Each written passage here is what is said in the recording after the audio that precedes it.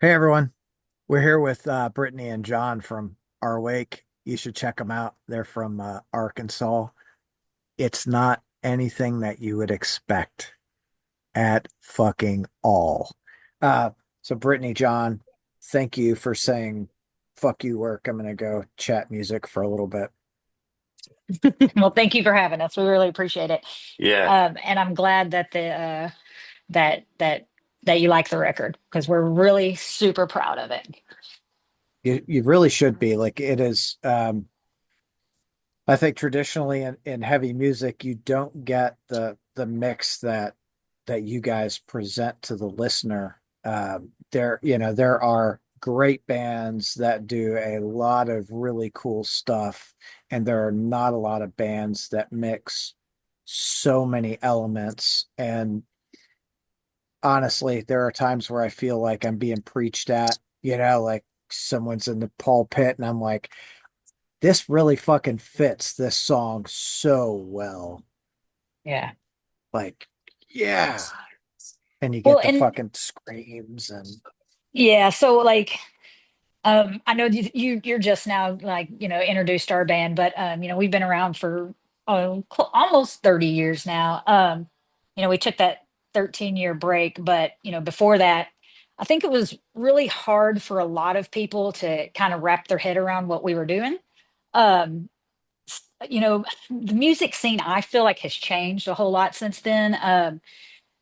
And 13, 20 years ago, or at least the people that I know, they were very, genre specific music listeners. So like, this, I only listen to speed metal. I only listen to this. I only listen to like doom. I only listen to, there wasn't the average music listener wasn't quite as diverse, in what they, what their tastes were at that time, I felt like. And so a lot of times when people would hear our music, they would be like, well, they don't sing enough, or they don't scream enough, or it's not, fast enough, or it's not doom enough. It's like it's too much of everything. yeah.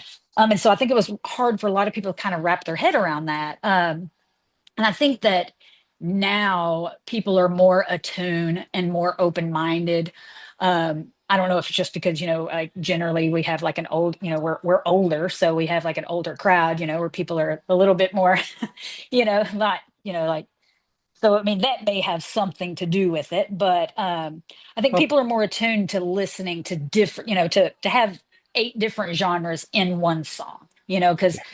at the end of the day, like when we write music, we 100% write it for ourselves. We don't write it with a listener in mind. And that's why we've always had such really like diverse songs, because we listen to any and everything, all kinds of music. And I think that really reflects in what we do.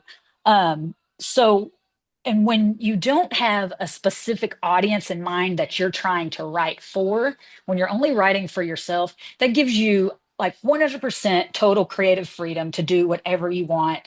And it allows it to be a completely cathartic experience for you.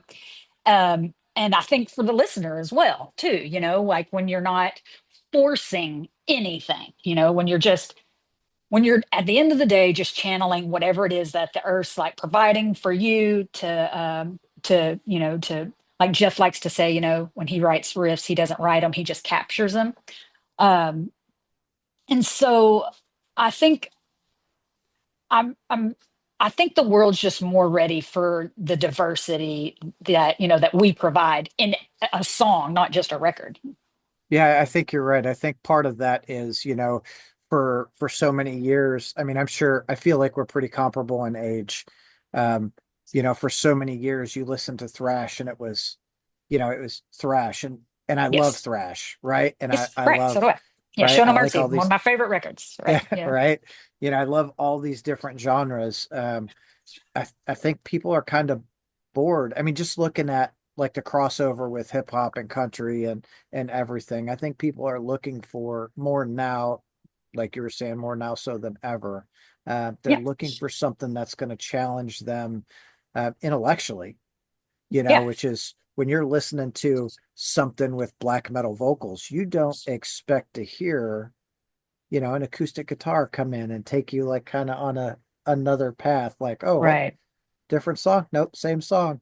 And Okay. I think you really touched it too when you said, like when people are get bored, because I think, it's scroll generations now, like we're just like constantly scrolling and new, something different, different, different, different, like, um, and so I think it's, people like the fact that, that it is so diverse, and a lot of Yeah, that I think is due to like the our amount of scrolling that we do these days. And just, like a lot of people don't just from scrolling don't have like the attention span to sit down and watch a movie anymore because they just Yeah, I want, constant clips. Giving just, yeah. I can yeah. speak to just my personal experience. I've been living in Miami for around 3 or 4 years, and I've got a friends group down here. And Miami isn't as covered up in like it kind of it's got a heavy and a rock scene, but it's not like a um, bubbling over, So a lot of the friends that I've met down here that aren't generally they're musicians, but they're not into heavy stuff. And so when I shared the Return of Magic music video to them, that's 12 minutes, man. Like that's a lot for anyone in general. And I got so many positive responses from like my friends group in this like music text thread. Like I didn't expect 12 minutes to go by so quickly, and it was engaging and I was interested the whole way. Um and so I feel like that's a big accomplishment to be able to keep someone engaged for a 12-minute song, Oh, if you're looking at like absolutely. funeral 12 minutes of funeral doom is different than 12 minutes of apocalyptic southern you know religious doom from Arkansas, so Yeah. somehow we keep that interest going. And I think a lot of it too has to do with we do the things that we love to do, but also always trying to find this a singular message in the music for ourselves, whether that be via melody, whether it be the lyrics, or just things that kind of are little Easter eggs inside of the music for ourselves that start at the first part of the song and are still there constantly throughout and lead the song to its conclusion. And I think that keeps interest. Hell yeah. Yeah. And like you said, engaging, right? Like every time you guys add a new element or kind of switch lanes, it forces the listener to not just listen, but to be like active listening with as like, Yeah. oh, hold on, what happened there? I got to follow this because I want to know where this is going. And I do want to say that there are a lot of bands who try that. They try to throw a whole bunch of different things in and they do it, but there's always something missing. And with, with the Return of Magic, I feel like there's a common element through it. Like every song sounds like you all. It's Yeah. not so different. There's no aspect of it that feels so different where you're like, who the hell is that? You know what I Right. mean? Yeah. And I think that's a lot of that is because, we're long form music listeners and players. So the record was, while each song is, its own song. And I hate to even call it a song because most of them it's like, 15 minutes, so each piece of music, we'll say, so each piece of music, while it's its own entity, is really a small part of a bigger picture, and that is the album as a whole from beginning until end. Um, and just like the little things, of like, how we start the record with the same melody that we end it with, but we've changed and kind of grown and changed that, from the beginning to the end, and what that melody that we start with and where it ends, how much it's changed is just, like I think that's a good example of what we try to do in general. It's like, but again, it's taken somebody on that journey from beginning to end with the entire record, and each song has its purpose within the record as a whole. So while we've released, those two singles, I can't wait for people to hear them as a bigger part of a bigger piece of Right. music, because that's what they're intended for, as just an addition to this, to this album as a whole. And I think that's really cool. Like, you know, being growing up in the, late 70s, 80s, etc. You, we were accustomed to the album as a listening experience, Yes. you know? Yes. Yes. And that like means a lot to us. Like holding, like actually holding the record like in your hands, and looking at the art while listening to it. Yes, as an entire experience And from beginning to you end. could And a lot of you people don't do that. yeah. Like I think that's a more of an older generation thing, but I hopefully we think can they're bring getting that back back. to it though. I hope I so. I hope I so. I really do. Like my daughter, I can only speak for like my kids, like my family, except my wife. Me and my kids, we all have vinyl. Everyone has Yeah. a record player in their room, like, and to see my daughter, like when she gets a new record and she's Hmm. like, my favorite thing is like pull the insert out and like, oh, I don't need a magnifying glass to read the lyrics. Like, this is fucking cool, like, Right. oh shit. Yeah, my daughter's just now getting into vinyl. She's 13. But because for her everything's streaming. It's like Yeah. it's just streaming everything. But she's like once she got her first record, she was able to hold it. If there was like that moment for her, where she understood why our living room has hundreds and hundreds of records in it. Yeah, like, oh, this is what it's all about. And I think that experience Yeah, itself also helps people like understand the full album experience versus the single mentality, you yeah. know?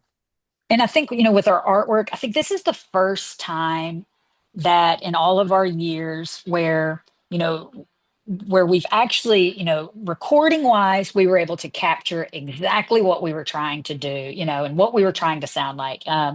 Nothing against our previous records. I just don't think we were able to capture, what we were able to do in like the jam room or live quite as much. I think with this record, we were able to do that. So not only were we able to capture the sound, but then with the artwork as well, this is the first record where I'm like so super stoked and happy about the artwork, and I think it's because like we made it, it was like us, like me working with, like this local artist, me and Chris Terry working with this local artist, um, to where we literally built this piece of artwork with our hands, and so I cannot wait to to be able to hold that record with that artwork, and listen to it, because I think the artwork like perfectly mirrors the music in every way, because it's like it's dark, it's evocative, it's got elements of death, but yet it's like really beautiful, and it's got these flowers and stuff, but the artwork and the music, they were both like born of the art, and like they were both born of like the earth, and just shaped by like its rhythms and its textures and all of it. And I think it's all just captured so perfectly with this album. I'm just so super proud of it. So you guys feel, I know most artists feel like the latest thing is their best thing. Um, I assume that you all feel like this is the best representation of what you all stand for. Definitely do. Now that being said, I still, my favorite song that we've ever written is on this record. That's track 4, "Distant Constellations," and the psychedelic incarceration. That's my favorite song we've ever written. That But spoken word part in the beginning is like, holy shit, like his voice yeah, is so fucking right for that. yeah. So, have you ever heard of Black Oak, Arkansas? I know the name. I don't know anything about it. Okay, so like aside from, because that's Jim Dandy from Black Oak, Arkansas, we drove to his house. He wrote the poem, specifically for CT in order for us to use it for the record, and he wrote it years ago, like 9 years ago or so, and so that was an event all in itself. Us like 9 years later trying to go literally to his house in Black Oak, Arkansas, and sitting down with him, and recording, this poem that he wrote.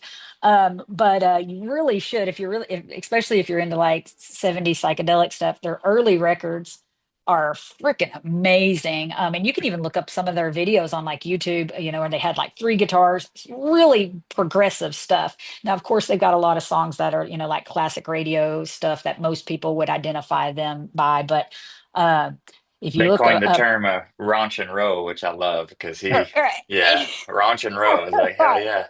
You know you're getting yeah, into something there. Hell right. yeah. But yeah, if you go, I mean, I would suggest anyone that's into like super progressive 70s psychedelic stuff to look into like their early like live videos when they had like the three guitar players. Because I mean, if you're a musician, there's no way it's not going to blow your mind, you know. But if you're just a listener too, and you appreciate that style, there's, I mean, it's amazing. So to get him on the record was really great for us. Him being an Arkansas native as well. So I think it's great.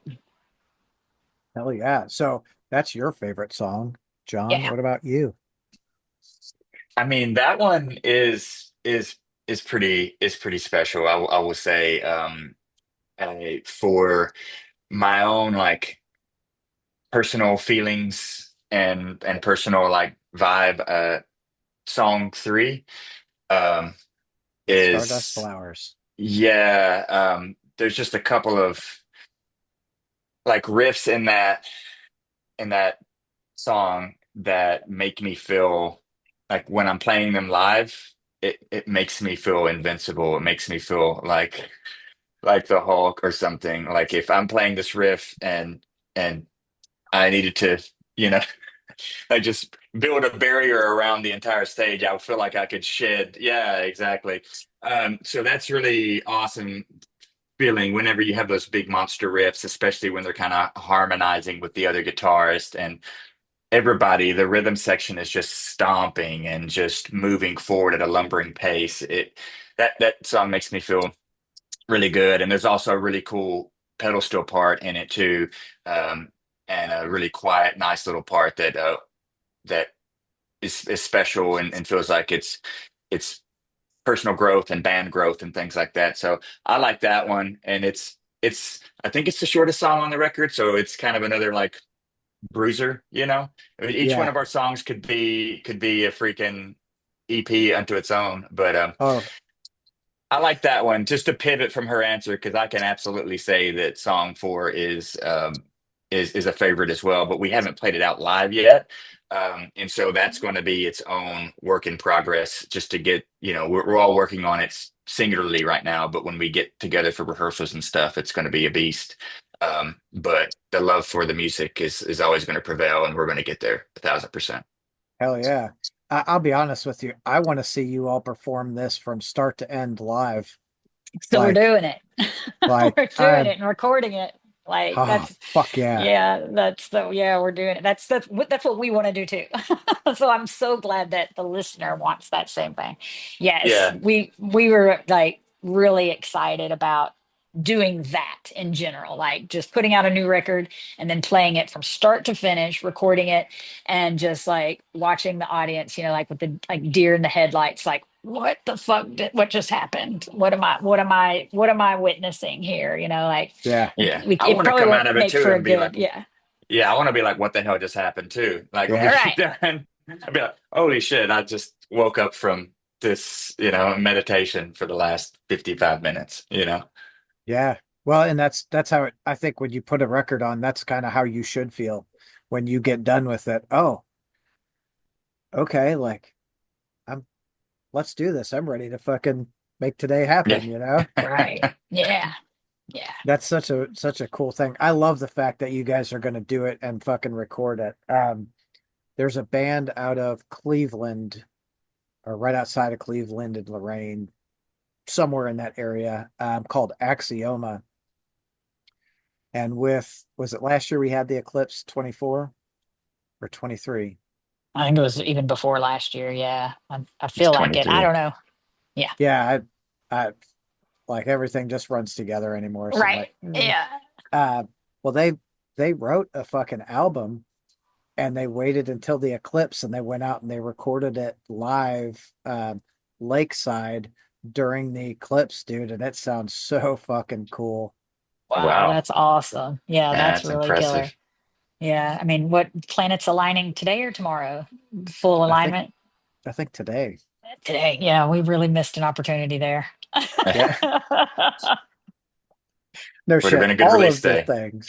Yeah. But maybe, you know, maybe when we play the record live from beginning to end, that, you know, that we can make the planets all align. Oh, that would Just be There kidding. you cool. go. Like, You'd fuck everyone up. Like, what the hell's going on here? Like, Just, just dreaming over here. That's yeah, all. Yeah. forget Mercury in retrograde. Like, Yeah. like we're All gonna right. fuck all you guys up. All right. So does everyone except John live in Arkansas? Reed was living in Ohio, our bass player. He's been living in Ohio for 13 years, but he is transplanting back. He's coming back to Arkansas. He's trying to sell his house up there now and move back. Right And on. then we'll all be together except for John. John, you got to get back, dude. Sorry. Man, I'm Well, telling you. I've never lived there. I've always been I was in Nashville for the beginning of my time with the band in 2011, 10, 12 era. Moved to Miami about 3.5 years ago, but the goal is to get back to Tennessee. So instead of like a 7 hour flight with a layover, it's like a 4.5 hour drive Hell yeah. down to Little Rock, Cost me $50 instead of 500, Right. Yeah, dude. Right. And you don't have to worry about shit getting lost when you're driving there. Oh Right. Lord, and traveling and yeah, exactly. Like I can travel with all the gear I need to, not have to worry about checked bags, not have to worry about malfunctioning items that have been jostled in transit and that sort of stuff. And being able just to be in the car by myself, just to listen to the music and start getting my mindset right for it. Yeah, I like that. I like to drive a lot too. So like those times, my wife's like, "How do you drive all the time?" I'm like, "I just fucking put a record on, I crank it up, and I go." Yeah. Like there's no better like feeling. There's no one in the. I'm not traveling with anyone that's telling me, "Hey, we got to do this and go here." And Yeah. like, no, I've got my plan. There's no deviating from that. God, It's I'm hard to stubborn be with in an that, I airplane, guess. even though with noise cancellation, you think, well, I can just go zoom out, but you're in a tube with 180 more people, man, and that's just never a place of solace and peace, regardless of how, Buddha you are with yourself. It's just not a place to go and zen out, and That just a lot of anxiety and stuff on those things. So hopefully I'll get to where I'm closer to the band and we'll be able to even engage in writing and recording and all that stuff even more. Hell yeah. So with everyone like, being kind of distant and trying to get back to get closer to each other, is there plans to for you guys to take this on the road? Um, and I mean, we've got like 4 shows planned right now. And I think, I mean, at the end of the day, we're a live band. You know, there's no substitute for playing live. When you get like the 6 of us on the stage and that energy mixed with the energy of the crowd, and you put all that together, there's no substitute for that. So we want to play as much as humanly possible. But there is 6 of us, and some of us have young kids, so it's not as easy as it was, in the past. So at the end of the day, just everything has to line up right. And John had a really good answer for that yesterday. I don't know if you remember what you said, John, but it was I enjoyed your answer yesterday when we were asked that same question. Yeah, well, I mean, we're definitely open for business, a thousand Yeah. percent. It's just a matter of the offers coming in being worth it for us. And we're definitely not a bunch of 25-year-olds who can just jump in a van and sleep on couches that cats have pissed on and take a bunch Nothing, of nothing wrong with NyQuil so you get cats. yeah, nothing wrong with cats, but we're 45 carrying around a bunch of heavy gear and all that, so we're definitely ready to do it. It's just a matter of the offers have to be correct and they have to make sense for all of us, and we all feel 1000% about this music and playing it live. There is nothing better. It's not a better feeling. As I was mentioning earlier about that particular riff that makes me feel so connected with the band and with the universe. Those songs, we all feel that way when we're playing them live. So it's good to get in and get that therapy in whenever we can with each other. So yeah, absolutely, we're down to do it. Just has to make sense. Hell yeah. I only ask because I want to get it live. I've got to experience this live. there's I think to Brittany's point, there is no substitution for a live band, and when you Right. do it right and you listen to the album, Absolutely. you're like, man, that's good. And you take it live, it's almost it in my mind, it should be better live than on record. Yes, I agree. And Absolutely. yeah, and we tried it. And you know, we try when we record, we try to not do anything that we can't pull off live, uh I mean, of course there's some things that we do that's doesn't fit that bill, but generally speaking, like, yep, like we're not going to have Jim Dandy live with us, but What? but Are you serious? it What? would be fun though. It would be great. But John's we like, fuck really this, I'm out. yeah, we really do try to take that into consideration when we're recording. And because if we didn't, we would be a completely different band on record. Because and I almost feel like we should start just a studio band. Because I feel like we have to limit ourselves in some ways, but we take it pretty serious about as far as like whatever we record in the studio, we want to be able to do that live. And I know, like with our new guitar player, that was kind of hard for him to like wrap his head around. He's just like, what? Like we're like, like no, it's like we take pride in the fact that we are a live band and we can do anything that we put on tape. Um, so That's awesome. That's awesome that he's like, oh, we're gonna do this live. Like, yeah, well, no, why he just wanted else? to do so much more Oh, in the studio. oh, You know what I gotcha. mean? Yeah. Like Okay. he wanted to be able Well, to like that's the add, like, well, let's do guitar. this Like, and let's do that. Let's do yeah. that. And you're like, well, are But we going to be able to do that live? Because if not, we don't need to be doing all that. I think that's the that would, folly of a guitar player. Oh, another third harmony, a fourth harmony, a fifth that's in our mindset, but you got to stop it. Brittany's right. Hey, now, can we do this? yeah. I Or mean, there, or otherwise, we just need to have another band that like that is like a studio band that we are able to just like go crazy and do as many layers as we want to. And I think it would be an amazing project. But it would actually it would hurt my heart knowing that there was no way we could ever play that live either. yeah, I mean, Right. that would be, I'm sure you could figure it out, but how do you have 12 guitar players and four bass Right. players and six Right. drummers? Like, oh shit. Yeah, I mean, we'd have a whole orchestra. I mean, and a Yeah. choir. Give me a, I Yeah. mean, like where would it end? I'm like for real. Like, seriously, like give me a boys choir and a Yeah. and a It'd be full like orchestra Slipknot thing. on steroids, like have, Yeah, how many members do you yeah, guys have? right. 74? Yeah, What? Yeah. Yeah. yeah, yeah. Because I mean, it having six makes things really hard, to be perfectly honest. When it comes to like logistics, of uh, fitting on, stages and, doing things like that, financially covering everybody, yeah, six is hard, so Hell yeah, it is. yeah, Jeez. I four like max. right, Get the five. I'm kind of like now we're starting to get in the ska band realm. We need a horn section. Like what's right, right. oh, that's so awesome. So what are the shows that you guys have coming up? John, you want to take that one? Yeah, the 14th, which is the release date proper, we're playing in Nashville with a band called Phaeton and Electric Python. And that's going to be awesome. We've got a lot of lifelong friends from Nashville. When I first saw Wake, I was in a death metal band. I was like 16 or 17, and we opened for them in Nashville.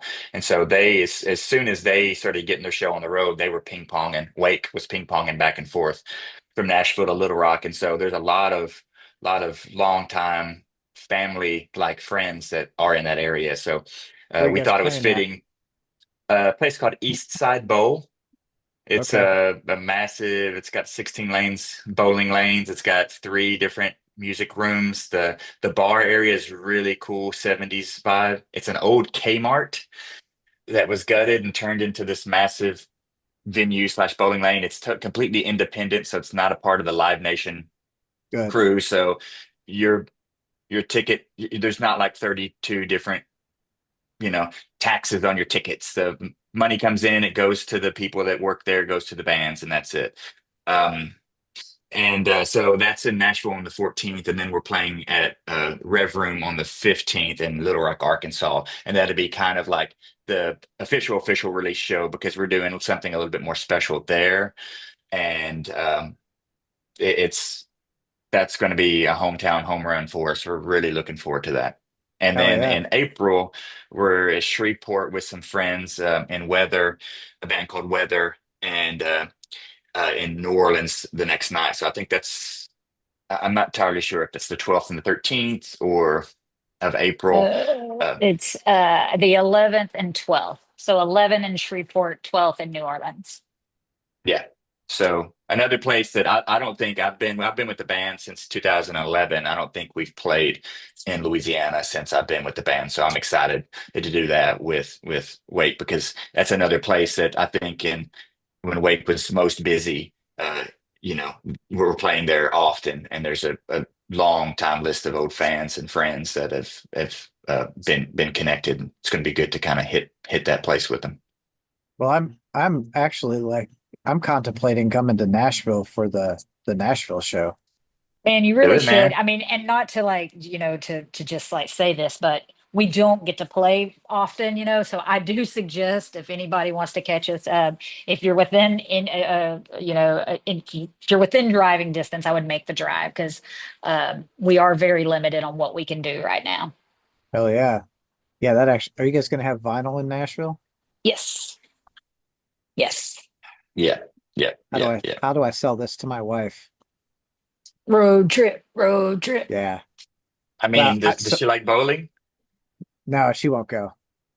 Ah, No, Oh, you I just got to just, mm. sell you being able to go. yeah. Yeah, yeah.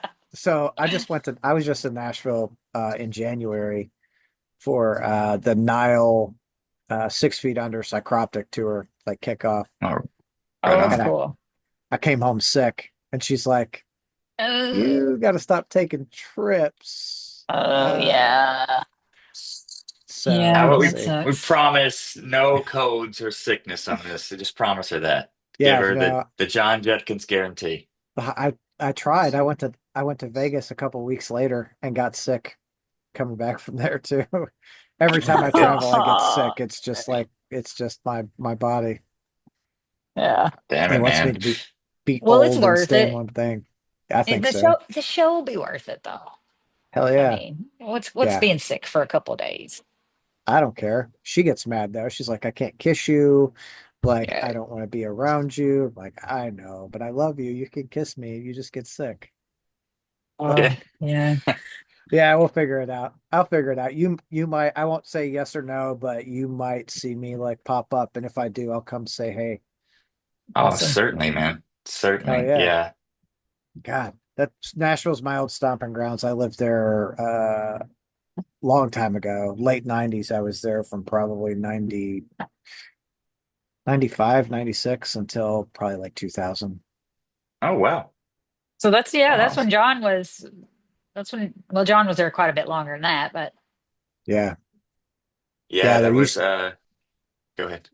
there used to be do you remember Lucy's on yeah, Church? we played there. Yeah. Yeah, Oh man. that's where I first saw Wake and saw so many bands there. That was the place in all ages. I was a youngster and I was from a town about an hour outside of there. And so we would drive up from McMinnville, Tennessee, Centertown, Tennessee, uh, bunch of old country boys and three different pickup trucks with their shit strapped down in the back, drive up there, play a rock and roll show and head back, you know.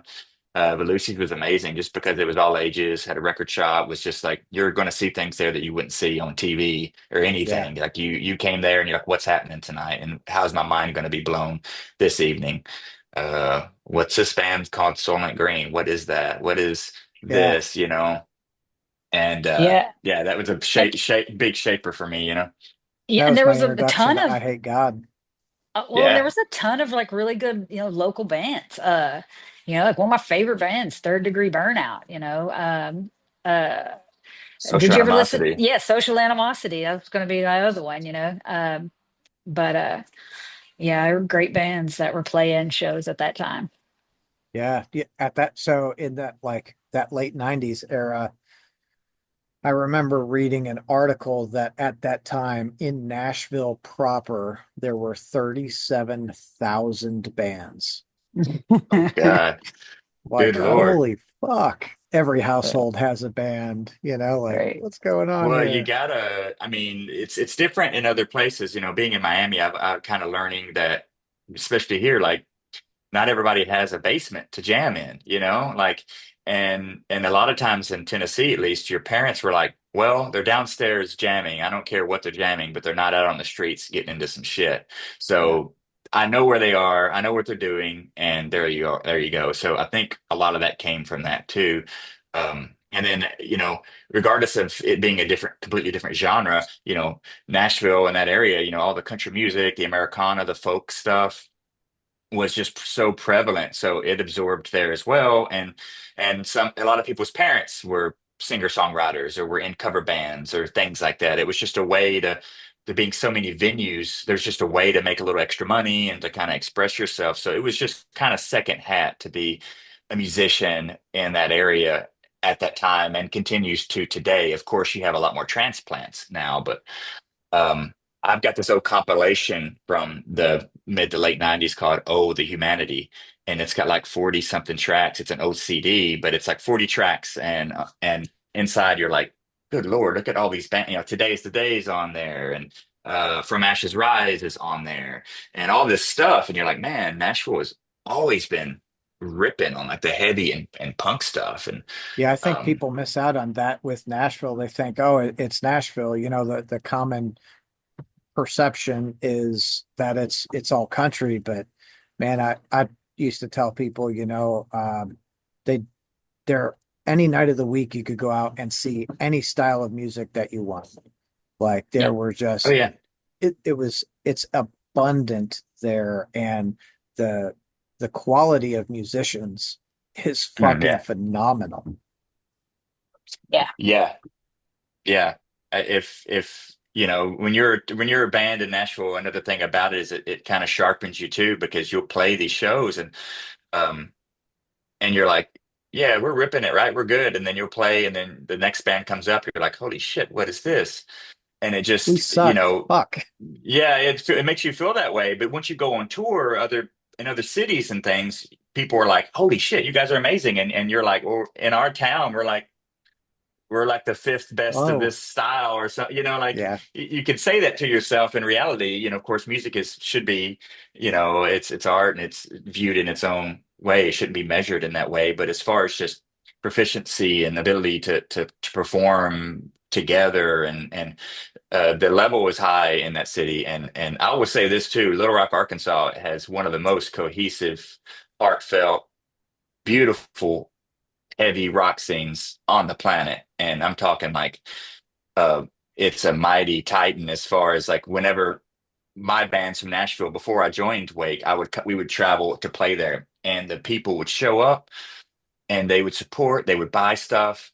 And the opening bands, the support bands, the bands you open for when you're there, it's just amazing, man. And I think it's really, really overlooked. And it's always getting props from me anytime I tell anyone. I'm like, Little Rock fucking rules. You go there, you're going to get love, you're going to get support, and your face is going to get ripped off by whoever's playing with you that night, and that's the truth.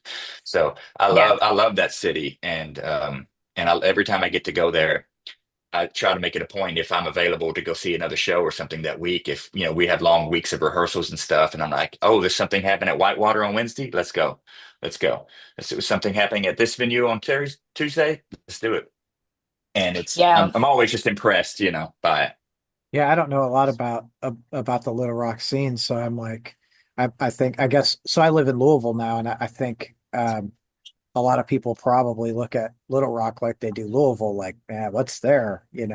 We get skipped a lot on tours, and I'm like, come here, like we have people that absolutely love to go to shows. Like we have a Metal Monday, and it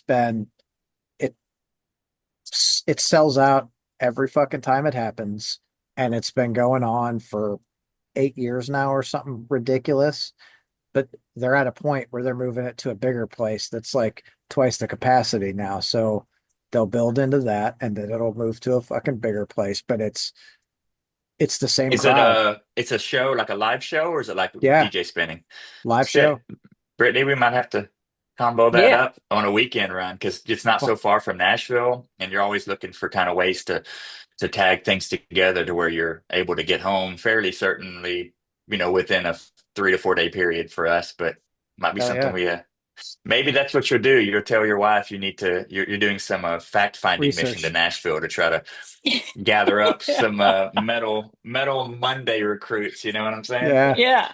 Well, Right that listen, thing. anytime you guys want to come to Louisville, fucking we'll get you on a show. Yeah. I got buddies that book here. I got a buddy who books in Lexington. Like, we got you covered.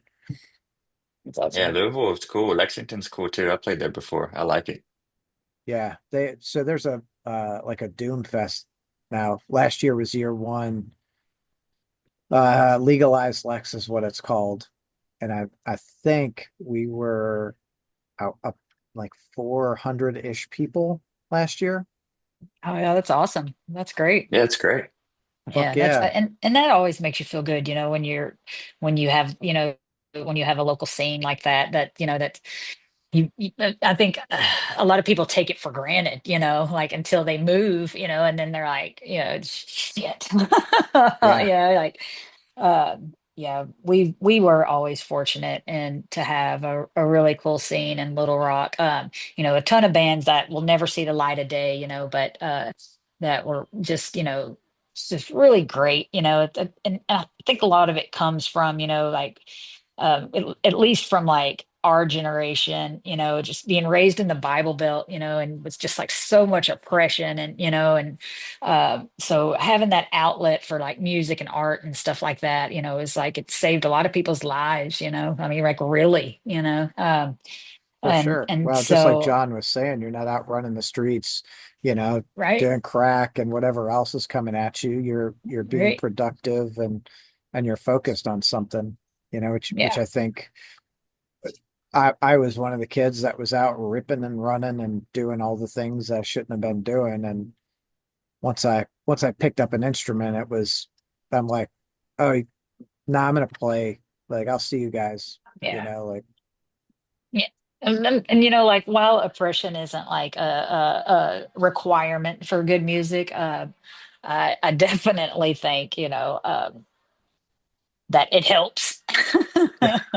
yeah, It really does. So, yeah, Not the as tortured but suggesting artist. you go out and yeah, rob someone so you can spend 5 years in jail so you could write your magnum opus album. But right. if you happen to find yourself in bad times, it helps to make art and out Yeah. of it at least. Hell yeah. Hell yeah, it does. Uh, Yeah. so here's a question. Have you guys started writing for the next thing?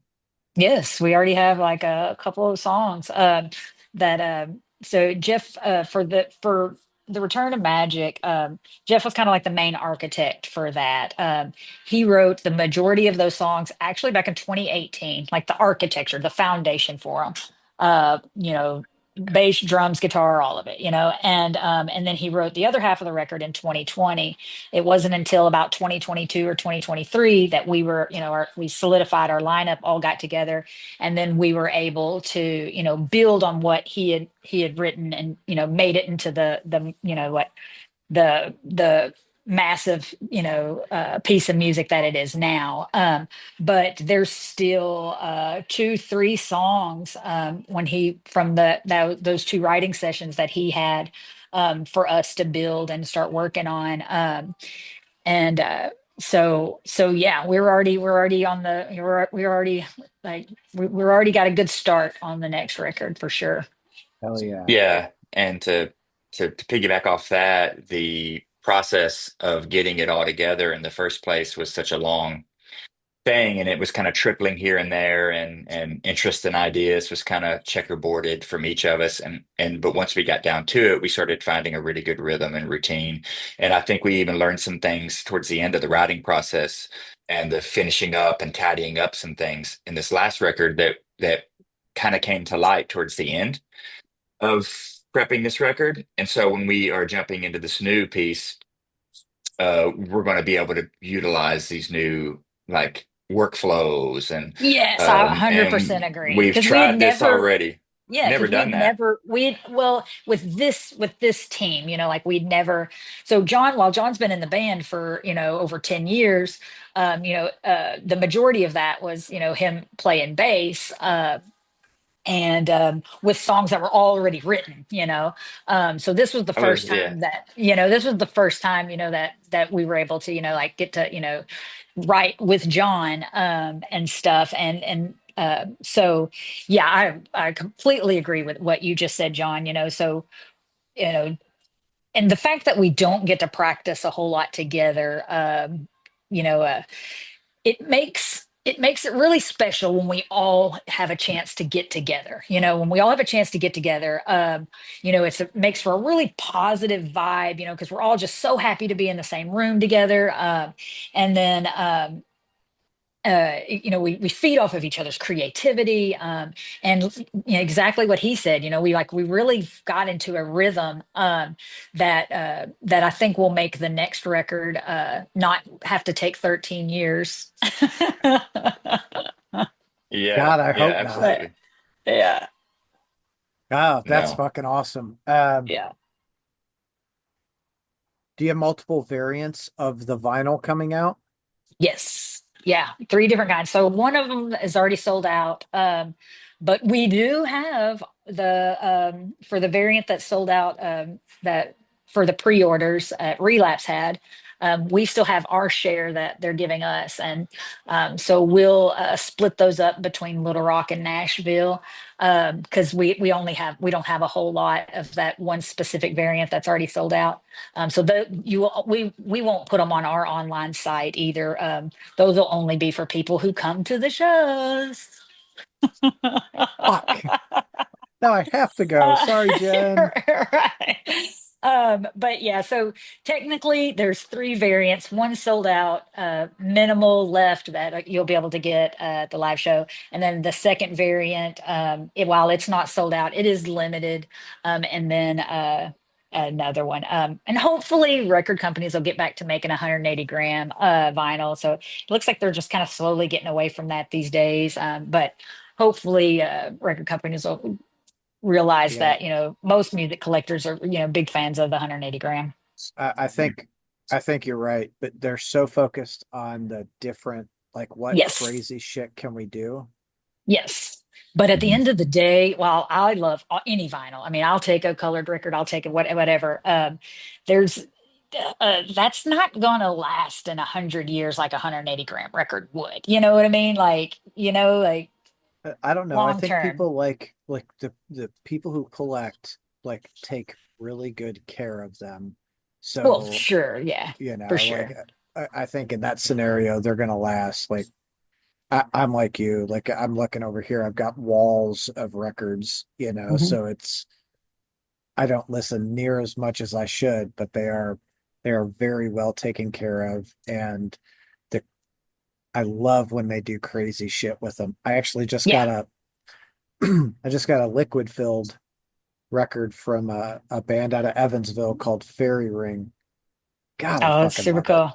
cool. Yeah, that's Yeah, really cool. Yeah, those I'll see those. love it when Yeah. they do shit like that. Okay. Um, Brittany, John, thank you for taking time out of your day to come and hang out with me. I've had a lot of fun chatting with you guys.